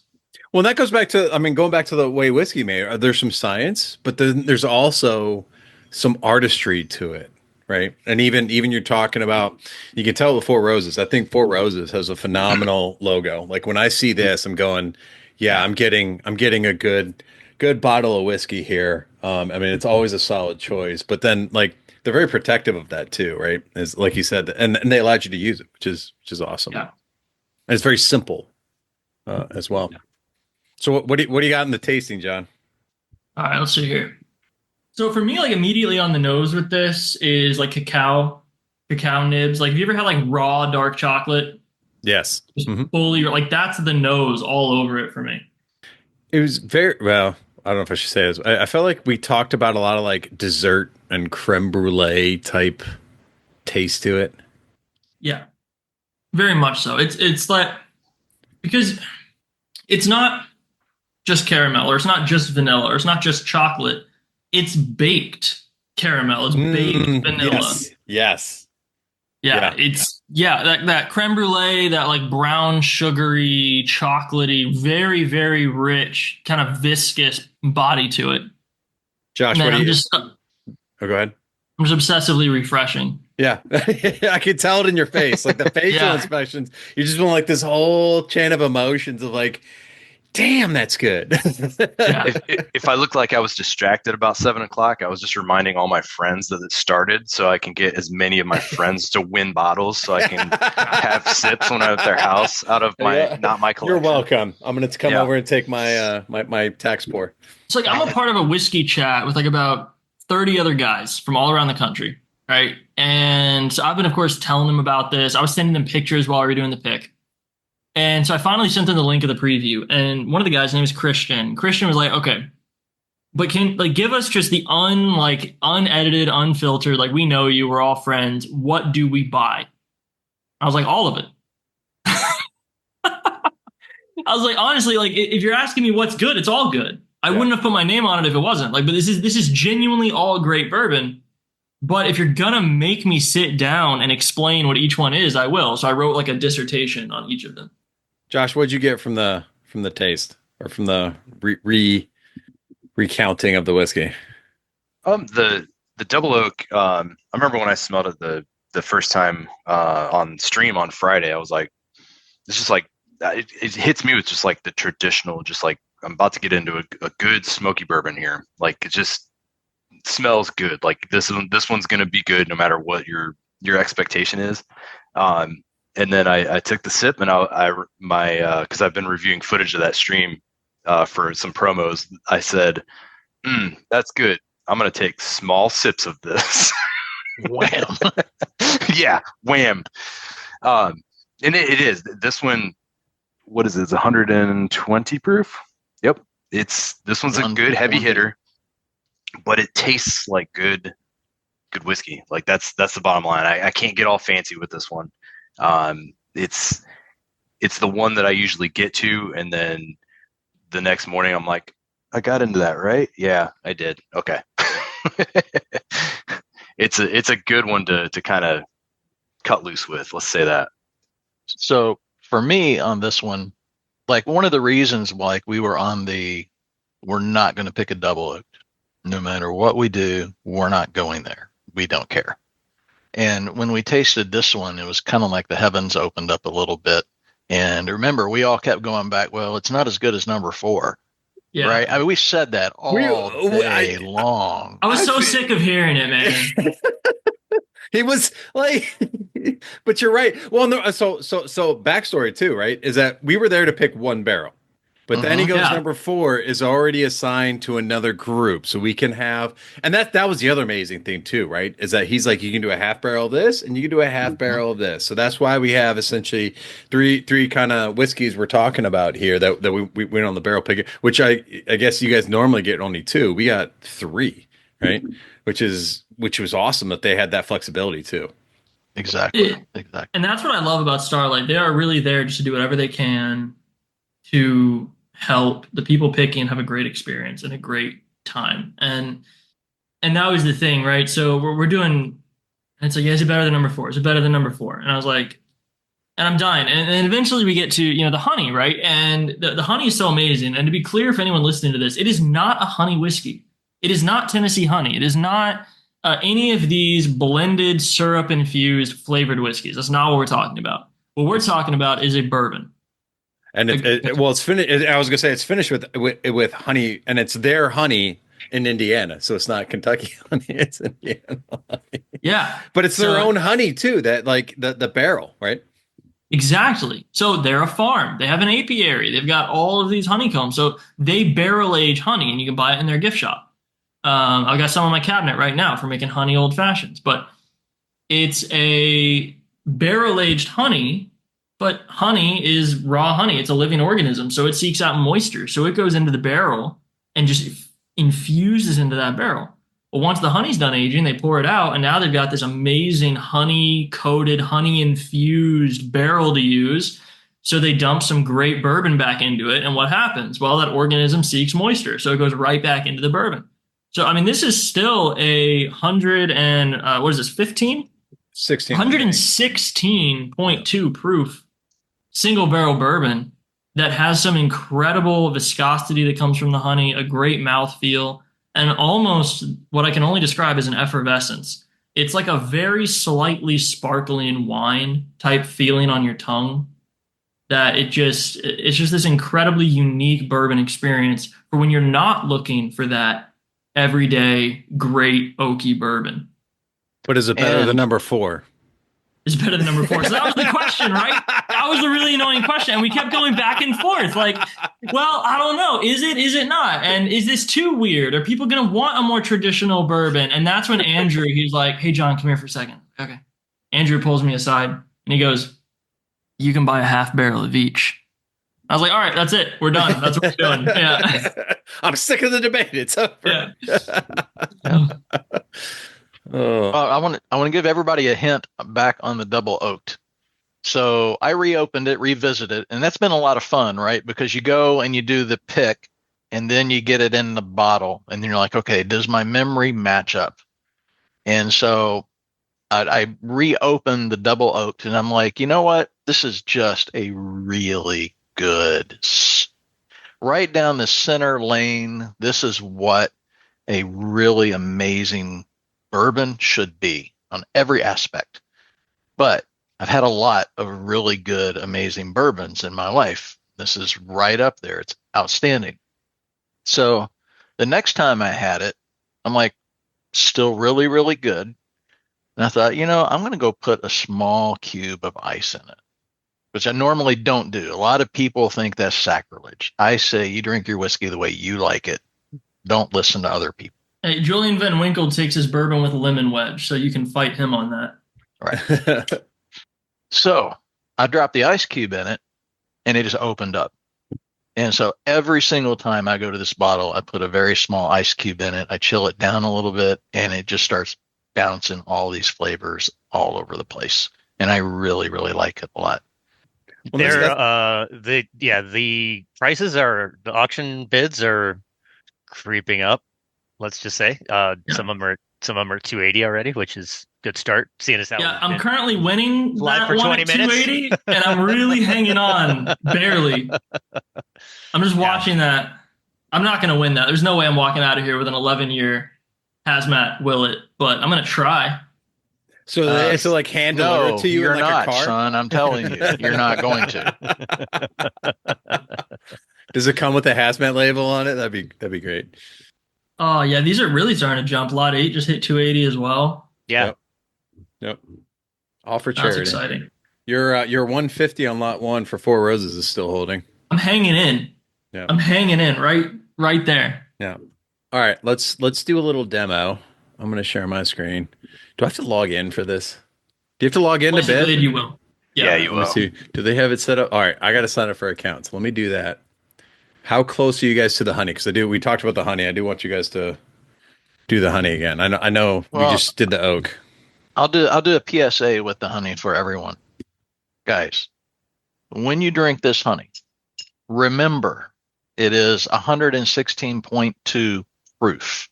It tastes nothing like that level of proof. So proceed cautiously. And the other thing I'll say is I would highly encourage you, which we're doing this way out of order, but I would highly encourage you to start with the honey if you're going to be doing some tastings, because a lot of those delicate notes will end up getting buried behind like a 10.5-year-old Four Roses, right? So what would be your recommended order? So you've got the honey first, then what are you doing? Are you going to the double oak or are you going to the Four Roses? If it were me, and everyone's different, I would start with the honey. I would then go to the Four Roses. And the reason why is the Four Roses, even though it is kind of a beast, it still has a lot of delicate fruit notes. Like when we were talking about it, we were talking about cherries and strawberries and mint, right? Then I would go to the double oaked, because the double oaked is a very, again, traditional bourbon, but it has a lot of those rich, dark baking spice, baking vanilla kind of flavors that tend to coat your palate a little bit more. And then finish with the Old Forester, because the Old Forester is a palate destroyer. It is a monster. It's delicious, but I always will conclude the night, if I'm drinking my Old Forester pick, with the Old Forester pick. One thing I'll say about the honey is it is very, very easy to drink. So do yourself a favor and get 2 bottles. Are you out already, John? Mine's gone. After hearing Shane's description of the honey repeatedly for 2 full days, that's the first thing I just bid on when the auction opened up now. So, dude, I'm savoring. Man. I'm savoring as best as I can, but they're not going to last long. How many times do you think I told that honey barrel story at the conference? Honestly, let me think. There were 350-ish attendees, so probably 405,000 times. It was just everybody kept coming up like, "What's the deal with the whiskey?" Because he had one bottle on the table. Yep. And we Which were like, conference "Well, was this? Secure West Virginia." Secure West Virginia. Which just recently happened, I'm assuming? It did. Yeah. End of October. Definitely worth it if you've never gone. It's the organizers are a little bit out there. We definitely had a good time. It was like half practitioners and half students. So you got that vibe too, which is like, am I teaching you or are you teaching me? Like, what are we doing here? And it was something. It was the funniest part. Well, one of the funniest parts was, I guess Shane and Teresa had been there like 5 years before, and everywhere that we were like, we should go here for dinner, and we would walk in, they'd be like, oh yeah, we sat at that table. Like it was like just lather, rinse, and repeat. It was just a replay of everything that you guys had done 5 years previous. Yeah, it was. Yeah, I'd never been. I had a good time, other than a certain airline not being able to close the door and get me home in time. So that was a little frustrating. Well, the thing is, right, so when you're in front of people and they come up and they're like, oh, well, tell me about this, and you start with it's a honey whiskey, about 75% of the people go, Yeah. and that's what this is not a honey flavored. This is like This is not your Tennessee Works or the Tennessee bottle, the God. caramel and the honey. No. No, it's a honey barrel finished bourbon. It is not a flavored whiskey. It's like a sherry finish or a wine. Yeah, wine finish yep. Exactly what it is. And the interesting thing too is we were very lucky to even have the opportunity to pick one of these. And so bees don't make that much honey, and barrels take a lot to fill. Yeah. Right? Like at the end of the day, that's a lot of friggin' honey. We're talking about 50, 60 gallons of honey, right? So per barrel. Yeah. We're not talking about they went down to Costco and just dumped a bunch of honey in it. They made their own honey. Well, put it in a barrel. And that's what's really interesting, because honey finishes are getting popular. So what are brands doing? Exactly what you just said. They're going and buying shelf-stable gallons of honey at a wholesale. Yeah. A lot of honey bears are getting squeezed. Yeah. And it tastes artificial. It tastes weird. It's not. That's not what they're doing. They're using raw, farm fresh honey. Well, it's not even the honey. It's the barrel that held the honey, right? That's gonna soak up in the whiskey. Yeah.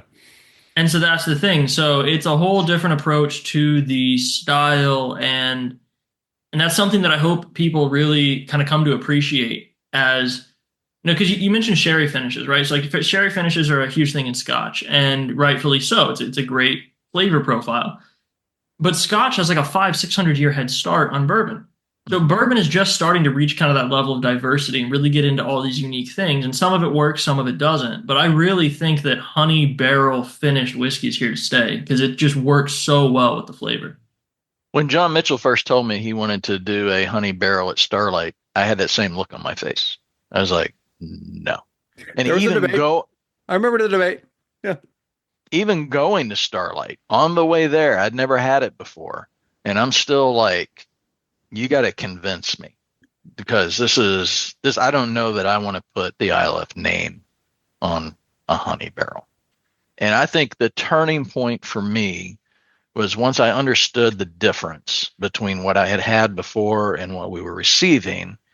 And then do you guys remember when he took us over to that one rick house way out of the way, and there's this one barrel sitting up there, and he goes, that one up there is a honey barrel. And he runs up and he tears the name off of it, and he goes, let's try this one. Yeah, the one that everybody shot me down on that I loved. I remember. Look, you get that glass, you pour it, and you get it to about right here, and it smacked you in the face with honey. I mean, it was the most ridiculous thing I'd ever seen in my life. And that was one of those business decision things. Yeah. Because if it were up to me, just for my taste, we would have taken that one. And we'd have also taken another incredibly strange barrel that they If it had. were up to me, we would have been walking out with the one that tasted like wax melted, like crayons, like crayon melted wax. It was so cool. It would have gone with your fish. Cool. It would have gone with your fish tire scotch. It was so great and so interesting. But again, was Shane talking about the Amberana barrel? Because that's Yes. one of the things that I brought home with me is a newfound love for Amberana. Now, that's Yes. a cigar finish, right? Is that what Yeah. they Yeah. The cigar finish? Yeah. Yeah. that Amberana rye that we had was one of the weirdest things I've ever tasted in my entire life. And I loved every second of it. Yeah. Me too. In fact, we had some very long discussions about could we get enough people together and find someone who could make the purchase legally for us so we could go up there and privately purchase the rest of that half barrel of that just for our own consumption. It is Keep my unique name- keep and my name in that that. amazing. I tried to talk Jimmy into it too. I was like, Unicorn needs their own private barrel. Well, but getting back to the honey, right? They're doing a really good job with the blackberry stuff. And again, there's probably the same thing. They're not just shoving and I go to the farmer's market every second. Food from the farmer's market just tastes so much better than what you're going to get from the grocery store. So if these guys are growing their own stuff and making it with it, and if they're doing the honey, oh my! And I also get honey every year for allergy season. I get wildflower honey to deal with my allergies, and it is just so much better than anything you're gonna get in a grocery store or Costco. Well, and that's the thing. And so when I was saying earlier, we were lucky to even get offered this. So we had been talking to Andrew, trying to figure out how we could make a Starlight ILF barrel work. And one of the things, so we were on a call, and I don't remember if Shane was on this call or not, but he asked me, he's like, so just if you were going to come and do a barrel pick, what would you be interested in picking? Yeah, I was there. And I was like, well, since you're asking, here's what I want. I want a honey rye option. I want a honey bourbon option. I want a cigar rye option. And then I want a Tokai option. And he starts laughing. He's like, I knew that's exactly what you're going to say. He's like, I can't guarantee any of those unless you come pick in April. I was like, why? And he said, because those are all, again, going back to how much honey the bees produce. They only get 4 to 6 barrels a year from their bees. So they can only sell 4 to 6 barrels, assuming they're not keeping any for their gift shop. So those are the first things gone because they're good and they're interesting. And so do you think it's a coincidence that we went to pick in April? Very well played. Very well played, sir. That is fantastic. We got one, right? We got one. We did. Yeah. We got one. You're not going to see that in any, liquor store or Right. Yeah. But again, that's that hospitality. Yep. Starlight did not have to do that for us. They didn't have to do, so it's so appreciated. And that's something else I'll shout out. If you want something interesting along that vein, try to get a Starlight rye finished in Hungarian Tokai barrels as like another thing to look for.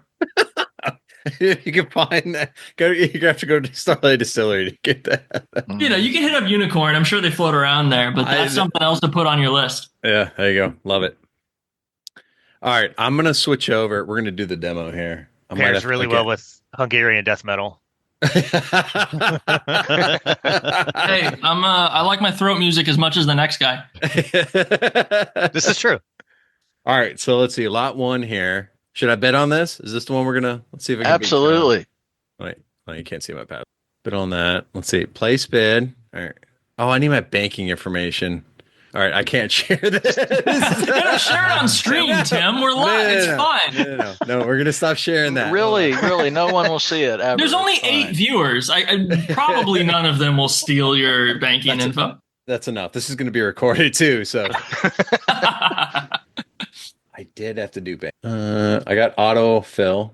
It shared really. It actually shared really well on the stream when John Mitchell did it. So if he wanted to go bid on something, yeah, I can do that. Just saying. I'm already logged in and set up. You do that?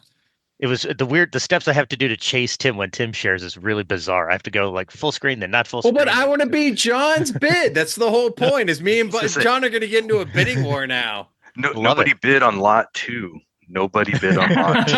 Now we're bidding on lot 2 too. Like Hey, I'm still shocked. I'm hanging in on lot 6 at 280.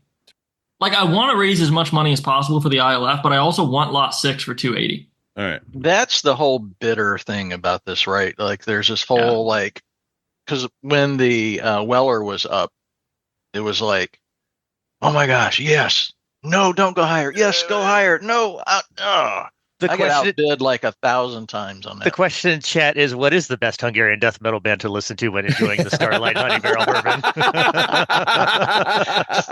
Fearless 0523. What a great question. That's a phenomenal question. Can we star those? I feel like we should be able to star those. All right, let's see. I'm going to go. All right, John, I'm outbidding you. Can you see my screen? I know that. I can see it. And now you're winning at 155. Yep. Oh, I did the auto bid, so you saw my auto bid. Yeah. So that's the thing, right? So that's what's so awesome about it. Like your max bid's 200. So even if someone else bids 200 because you bid it first, you will stay the winner. So someone has to outbid your max, right? So the nice thing about that is you can scroll through and bid on as much as you want. Ooh, I like that. Yeah. And you're only ever going to pay up to your max. All right. Well, this honey barrel that we've just been talking about forever, I'm going to buy them all up. We're going to we'll do 200 for that one too. Why not? Yeah. And Josh just got the outbid email too. Oh no, inbox. Oh, you had that. Okay. All right. I'm at 105. Yeah, there you go. I love this. Oh my God. I just lost lot 6. I'm looking at that on your screen. Oh no! Did you? Oh yeah. So explain the lot numbers, like to me. Like, why did lot 6 have 400, like near 350, and some of these others don't have that much? So there's a lot of kind of nuance to it, especially when you get into Willet. Now, you want to talk about collector and nerd mentality. Willet is on a whole different level. Which, if we have any stroke of luck, our next ILF barrel will be a Willet barrel, hopefully. But okay. Lot 6 is interesting because that's the hazmat. So if there's anything in this auction that's truly really weird, it's lot 6, which is an 11-year purple top. So when I say purple top, it's referring to Willet family estates that are bourbons. And the reason that they signify that by that purple wrapped foil on the cap. So they're colloquially known as purple tops. And so purple tops are some of the most sought after bourbon in the entire world. And we're very, very fortunate to have 3 of them in this auction. So Drew Colesveen, he's the owner of Willet. He did 5 different single barrels for a huge charity benefit auction in Chicago a couple months ago called Bourbon Bonanza. And you'll see that listed there, like lot 5, 6, 7. They all say Bourbon Bonanza. So he brought 5 barrels to this event. And the only way to get one of these Bourbon Bonanza Willets was to be in Chicago, get a ticket, and spend an additional $500 on top of your ticket to walk out with one of these bottles. So what you're saying is you need at least 500 for this bottle is what I'm hearing. At least. And you see the estimate is 6 to 8, and there's a good reason for that because they only saved one of each barrel. And Drew went over to Unicorn and he handed them one of each barrel, 3 bourbons, 2 ryes, and said, put them in the ILF charity auction. So this is the first appearance, to my knowledge. This is the first appearance, as far as I'm aware, of any of these 5 Willet barrels, handpicked by Drew himself, going to auction, and they're all benefiting charity with no buyer's premium. So I'm expecting I'm expecting 1,000 to 1,200. A pretty decent chunk of these. Okay. Yeah. Okay. Even if you look at lot number 6, like if you click on it, you'll see that not only is it an 11-year, it only yielded 96 bottles. So it's one of 96 in the world, and the only one, to my knowledge, that's ever been sold outside of that charity event in Chicago. Gotcha. Is this what's the end date for all this? You said it's 9 days, which would be so next Thursday. So November 21st. Thursday, November 21st at 7 p.m. Eastern. 7 p.m. Eastern. Okay. I'm setting a reminder right now. So 21st. We're going to set that earlier in the day because I want to come back and check to see what these are at. Yeah. And again, there's always kind of that overtime provision, right? Yeah. I'm not going to come sneak in. Like also I'm not paying $1,000 for a bottle of whiskey. I'm not that rich. I'm not if that. you do, I'm just requesting a sample, right? Like that's all. Just like a 1 ounce sample bottle. We can figure that out. Well, then I'm coming on the next barrel pick. Is what's going to happen, and I'll bring the bottle with me. We can all take a sip. When is it? That's one of my questions. When is the next barrel pick? Like, when are you guys planning that next? That's a great question. It kind of comes back to we're at the mercy of the distilleries. So we've been extremely fortunate. I mean, we've picked some of the biggest brands in the game right out the gate. Old Forester Barrel Proof, Four Roses Single Barrel, Weller Full Proof, ridiculous kind of titans in the industry. So the answer is I don't know. However, it looks like the way things are headed, our next part of the Barrel Pick Club is actually going to be getting outside of whiskey and outside of America and going to Jalisco to pick a tequila. Ooh, okay. So how would someone stay up to date on your barrel pick or tequila pick? So go to innocentlives.foundation.org/BPC, Barrel Pick Club, right? So innocentlives.foundation.org/BPC, and that will take you to the most up-to-date information. So if you do it right now, it'll take you to this auction, because that's where we're routing everybody, right? Once the auction's over, it'll take you back to our landing page, and you can get all the information about the Barrel Pick Club, what's coming next, how to get involved. The other option, follow us on social media. That's where we're always posting updates, and subscribe to our newsletter on innocentlivefoundation.org. If you do those things, you're not going to miss a beat, because we're going to be putting out kind of how you can get involved with all these things going forward. And little spoiler for anybody listening. If everything works out and we head to Mexico, the one and only Aisha Tyler is going to be coming with us. So if you want an opportunity to hang out with Aisha, go pick a one-of-a-kind barrel. And I'm not going to disclose who we're talking to yet, but I can tell you it's one of the big 4 tequila distilleries. And when I say big 4, I'm not talking about by volume. I'm talking about by quality. This is some of the best tequila in the world, bar none. And I'm just as into tequila as I am into whiskey. So I have been very, very selective. If we do a tequila barrel, it's going to be one of the craziest tequilas that you could buy. Love it. I love that. None of this additive garbage in it. It's going to be pure. It's going to be clean, and it's going to be amazing. So, and you guys have like a newsletter and other stuff that would include all this stuff. Yep. Cool. Yeah, in our newsletter, we don't bomb you. They usually don't. We manage to get out about 1 a month. Yeah. So, and it's really just like your November update. Here's what we got going on, right? Here's what's coming up. Here's we have this month. Any mission updates. It's a once a month newsletter to keep you up to date with how the mission's going. Yeah, we're up over 550 cases accepted now, and it's almost getting hard to keep count. The pit is putting out about 12 cases a month that's being accepted. I mean, they are just firing on all cylinders. And I know we're already like an hour and 45, and I don't want to take too much of your time. And I know that Nick is trying to do college stuff after this. Oh my gosh, Nick, I'm sorry. He's got a term paper to write on whiskey. Oh, you're muted, Nick. Muted. I've been trying to get this shared screen to go to OBS. But I'm sorry. I'm so sorry. It realized like about 10 minutes ago. It's like, wait a minute, this game capture window, this is not a game that you're playing. You're actually buying bourbon. So like, it's just not doing what I wanted to do. So yeah, because right now, if you're looking, there's nothing on There's nothing. I know. And I even switched it back to the Zoom meeting, and that's not working either, but we'll figure it out. No. We'll edit all this out, fix it in post. Yeah. But at risk of drawing it too much longer, could we talk for a minute about, this is all a lot of fun, but what it really is doing, what it's supporting? Yeah, no, yeah. I think Shane led into that. Yeah, absolutely. Yeah. So Shane, why don't you go ahead and tell all of our viewers and whoever's going to be listening to this why we're actually selling whiskey? So the reason why we do what we do is because predators are just horrific. They need to go away.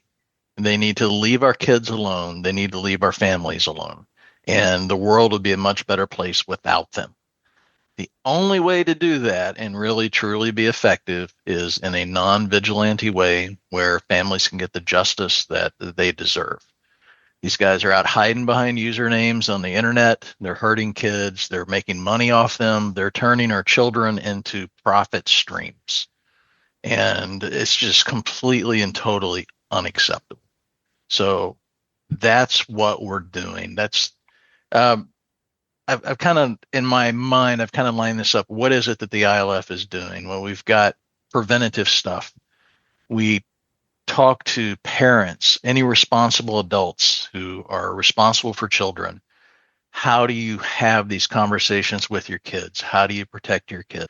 There's tons of information out there on what to do, but really, no, the feedback we're getting is great. I know what I'm supposed to do. I don't know how to have this conversation. I don't know how to have this modern day sex talk with my kids. And how do I start this?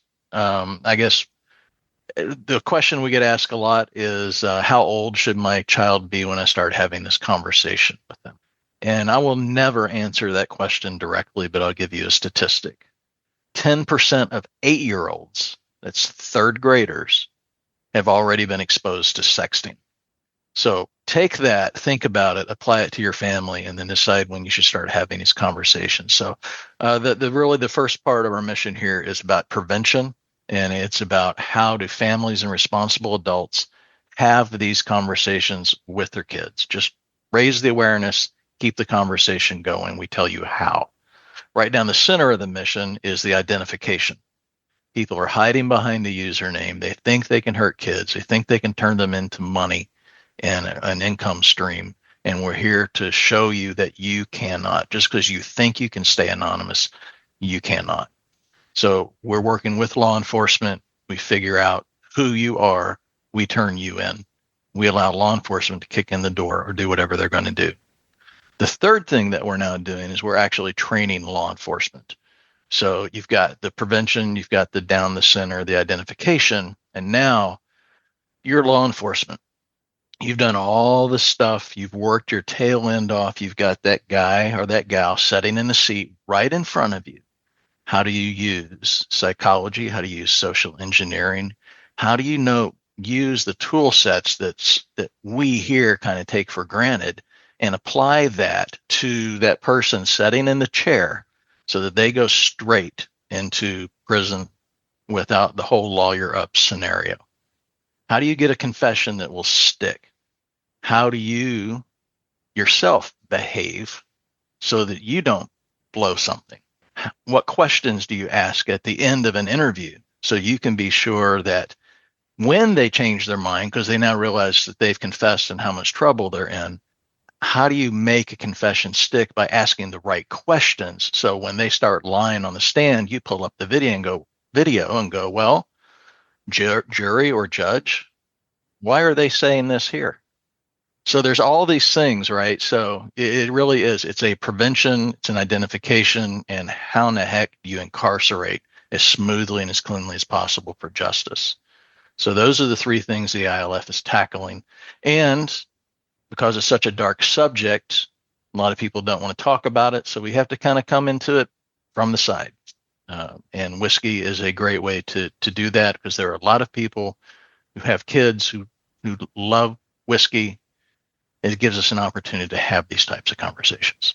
And that's the thing, right? So you think about, let's just take one auction, for example, which was our Weller auction with Unicorn, the first auction we did with them.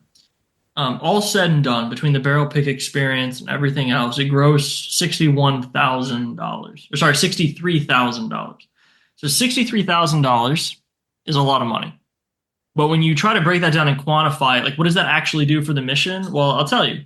It helps us provide 12 cases to law enforcement. So when we provide a case to law enforcement, that means they've accepted it, and that means there's actionable steps they can take on the information we provided. So a case is not a child. A case is a predator.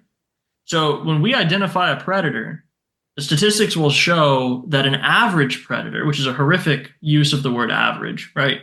But an average predator will affect 4 to 9 children. So on the average side of things, those 12 cases are going to impact 50 to well over 100 children. On the and families, by the way. Families. On the exception side of the spectrum, a serial predator can affect up to 400 children. So when you start to realize that 100 children protected from becoming survivors is what we did with a barrel of bourbon, and on the high end, we're talking about 5,000 children, then it really starts to put that into perspective. So what we're doing is, yes, it's a lot of fun, and we've had a lot of fun talking about it, but it really is a serious subject when you realize that these bottles that we're bidding on and these bottles that we're enjoying are directly changing children's lives for the better. Yeah, no, absolutely. And you guys have, as of 6 days ago, has had 536 cases accepted by law enforcement, which is, and you've already talked about the multiplier for kids, right? Mm-hmm. So that's just a ton of stuff. And in each bottle, that's why I got on there and I was throwing up numbers. I'm gonna make sure some of these bids are gonna go pretty high, at least for some of the stuff that I want. And I might go back and bid some more. But it's just such a great cause. And Shane actually asked me in our pre meeting for this are you okay talking about? Yes, I bid on the barrel pick. Like, I was not invited. I worked with Chris at the Social Engineering Village for 3 years. Got to meet Shane there. Saw him kind of launch ILF at one of those villages as well too, right? Me and Shane, got along. Like, we kicked it off really well. But I also I think it's just a really good thing to do. So, like, I won it because I will tell you, I put in a high bid to go on the barrel pick, but I was like, this is one, if I don't get it, it's not the end of the world. It goes to the organization, right? And it was a great weekend. It ended up being a phenomenal weekend. And this is kind of the, I don't know if you want to call it reward or kind of, the outcome of it. And now we get to see it even further, right? With the unicorn auction. That's why we're doing this as well too. This is a Twitch stream. I'm going to take the audio, turn this into a live podcast. I'll throw the video on my podcast channel because I've only got 7 followers there, but I need more like actual video content on there. But I think it's just a great cause, like, to your point, and hopefully you guys get a lot out of this auction here. And I'm really excited to see what you guys can do with that going forward. Well, and go ahead. Yeah, remember Josh said if you're going to bid on one of the honey bottles, you should bid on 8. Wait, wasn't he on 2 earlier? Yeah, outbid Josh's bottle. Just outbid Josh's bottle. I think that should be a thing, right? And that's the problem is I genuinely really like these bottles. Now, I mean, I know, like, that's kind of self-serving to say, right? But, like, that's the truth of it. And that's the frustrating kind of back and forth. Like, I want to buy a couple more of these so I have them back stock so I can continue to drink them. But I also want them to get to the point where I can no longer afford to bid on them. Right. Yeah, no, I'm gonna do the same thing. Like, if I win it, I win it. If I don't, I don't. And again, these first lots here, right, with the custom Shane boxes, I want one of those. I am going to get one of those, as long as it doesn't go outside my budget. By the way, I do have limits. You have no budget. Don't worry about that. I wish. Well, I guess it is a tax write-off, isn't it? It is. At this point, I've bid on 5 lots and I've been outbid on 3 of them. So I'm not starting off too great. It's also day one. That's why I set a reminder for like an hour before, 9 days from now. Let's see. I might be outbid on, which is also, again, to your point, John, right? That's great. Let's get some money for ILF. Yeah. Yeah. And that's the reality, right? I mean, this is all good and this is all fun. But at the end of the day, we're like any other business with the addition of the nonprofit additional stuff that we have to put on top of it. So you can imagine what it takes to run any other business. We are looking for people who get the mission, who genuinely understand it, and have the means and the desire to make meaningful donations to really help us push this through. Because right now we're doing 12 a month. We're 7 years in. We know exactly what it's going to take to turn that into 24 a month. And we have the relationships to facilitate it who are ready to accept them. Right. We need the funds to expand our pipeline. And the best case scenario is that we can absolutely flood, right? We can take this to different groups, different law enforcement organizations to get as many of these people off the streets as humanly possible. We're doing a lot of work with Argentina right now. They have discovered us. Oh, So, really? So you're yeah. you're going global at this point. Oh, we have been. Oh, absolutely. We have been. Yeah. So I think I don't have it in front of me, so I don't want to. It was somewhere around 30% of all our cases are international. Okay. That's good to So, hear. I honestly, yeah. I thought you guys were just local here to the US, but that's good to hear that you guys are this is a global problem too. So that's good you guys are expanding out there. Well, and that's the thing. Anywhere and in the there world are, you're of hurting a course, kid, we're going to go after them. Yeah, and that's there are, awesome. of course, certain legal things in terms of if you can volunteer for us, what that looks like, and so on and so forth. But in terms of impact, anywhere the internet touches, that's our jurisdiction, for lack of a better expression, right? So, yeah, we're working cases all over the world. John, that's a great segue because my next question was how if someone wants to volunteer? Because yes, we can do the money thing, but if you want people to donate their time, like Rev3Dood, did I say is that your hacker name? It's just whatever. You call me anything you want to, Tim. At this point, it's all good. No, I'm going to call you Mr. Awesome, by the way. You're Mr. Awesome for hosting this stream. Look, I've said it to Shane. I've said it to John. I've said it to Chris, man. Look, the mission is the mission and no one person is the ILF. Like, that's what it's got to be. It's too important. Yeah. And my favorite description of Rev3Dood is when he told me once that he is a ball of vulgarity and elbows.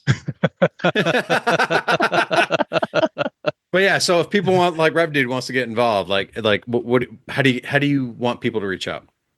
So you go to innocentliesfoundation.org/join-me. Join-me. It's not on the menu. Because if you're going to do OSINT for us, you should be able to figure out how to apply. Oh, I like that. I like that a lot. Yeah. Okay. So, but that is how you find it. You apply. That's it. We're going to look at your application. It's going to start a workflow process for you. If you have a talent that lines up with what we're looking for, right now we're looking also for marketing people. We're looking for fundraisers. We're looking for the other business side of the house stuff too. You're going to go through a prerequisite interview. Are we a good fit? Is there a match here? If there is, then you're going to go through a technical interview, and then you're going to go and you're going to sit with our therapist. And if you are not green lighted by our therapist, if she says, no, we're going to harm you by doing this work, you don't come in. I don't care how awesome you are at OSINT. If we're going to damage you, you cannot come and volunteer for us. And that's all there is to it. So. And that's something that I'd like to speak to in terms of, Erin Maloney. She's our wellness advisor, and you can read all of her many, many qualifications on our website. But she is an integral part of our mission. So one of our 5 guiding principles is to care for the mental and well-being of our employees and volunteers. And that's critical. It's one of our 5 pillars, because without that, the whole house crumbles. And that's the truth of it. We cannot do the work that we do, because even myself, so I find myself more on the education and outreach side of the mission, right? I'm not in the predator identification team. I'm not in the pit doing the investigative work. I'm on the fundraising and awareness side. Even being on the fundraising and awareness side, I hear things that I will never get out of my head. Right. And I cannot imagine what it's like for the other side, right? So that sort of wellness checkup is not only critical, it's mandatory. And it's an incredibly important part of our organization that separates us from other groups in this space that are doing this work, because it is critically important that our volunteers are taken care of. And too, I want to delineate another difference.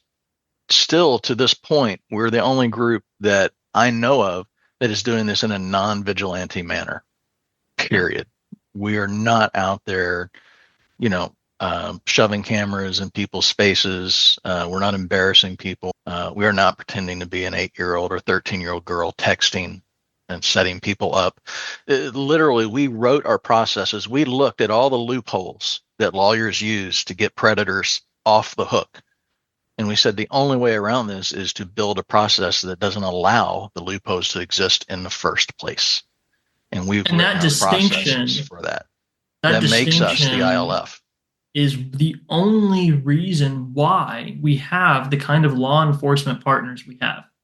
Yeah. And it's the only reason that we're able to educate and train law enforcement in the way that we do, because it's effective, because it works.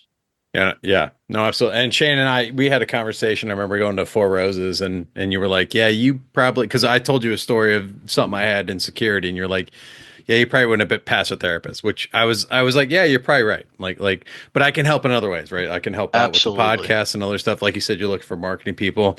I know Josh recently told me that you guys have an ambassador Twitch program, or you're having people come on and doing, just Twitch streaming to kind of get the brand awareness out there. And so there is a opportunity for everybody. You don't have to go in and hunt these people down. You can just come in and help out with whatever makes you really good. Right. At volunteering for ILF. Right.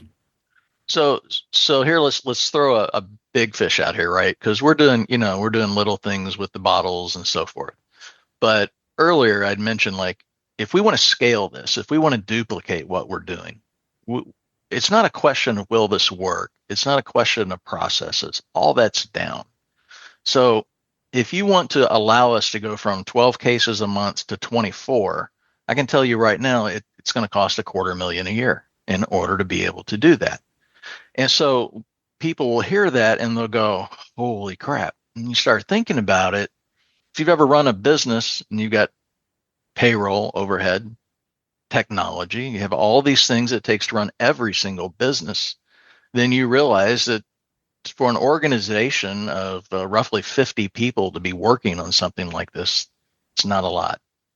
But now people go, okay, well, that's all good and interesting, but I can't help. Everyone knows someone. So you can also donate your network, meaning as you help raise awareness, you may be 1 or 2 or 3 people away from someone who goes, $250K, yeah, I need something for my taxes, right? And so we are looking for every opportunity to support the mission, big, little, financial, your skill set, your network, whatever we can do to get these idiots off the street and help save kids. That's what we want. I think that's a great point to end on, by the way. Thank you. So with that, thanks for everybody for listening. Thanks everybody for joining. Thanks for the whiskey. Go bid on Unicorn Auctions. I will be there in the battlegrounds fighting you for every bottle of whiskey that I can. What is it? Was it the Four Roses 8 that I'm going after, or the Honey Barrel, or the Double Oak? Yes. All of it. And the other thing that I will say, so notice if you look in the descriptions of each of the bottles, all of the medallions are individually numbered. So if there's a number that has special significance to you, whether it's a year or a number that you care about, look in those descriptions because they're individually numbered. And then the other thing that I will say too is when you're going to make a bid, we understand that, money is tight right now. We understand that a lot of people have difficulties right now. But instead of thinking, oh, how much am I spending on this bottle? Just think about this is a 100% donation directly to the ILF. There's no middleman taking a cut here like you would on a charity bid on perhaps even another auction site. They have facilitated this and set it up in a way as our partners that exactly what you bid. Now, granted, the government's still going to, charge you tax, but whatever your hammer price is, that is going directly to support the mission. So know that you can bid with that confidence.